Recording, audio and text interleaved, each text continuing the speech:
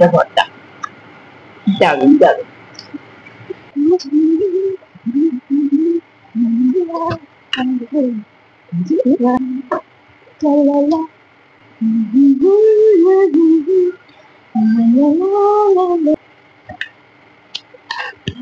Wow, যে যেমন ঝাল খেতে পছন্দ করেন সেভাবে ঝাল দিতে পারে। রসুন এটি কুচি কুচি কুচি কুচি কুচি করে কেটে নিব। এখানে একটা কুচি কুচি কুচি কুচি করে কেটে নিয়েছি। এখন আমি এগুলোকে জাম্বুরার মধ্যে দিয়ে দিব। বন্ধুরা, দিয়ে দিলাম রসুন কুচি, কাঁচামরিচ, বুট আর বাদাম একসাথে মিক্সড করে ভিজানো ছিল। এটা অবশ্যই আমি রাতে ভিজিয়ে রেখেছি। দিয়ে দিলাম। এখন দিব লবণ, গুঁড়া, মানে জিরা গুঁড়া, আর একটু দিয়ে দিব গোলমরিচের গুঁড়া, সামান্য পরিমাণে 1 চিমটি।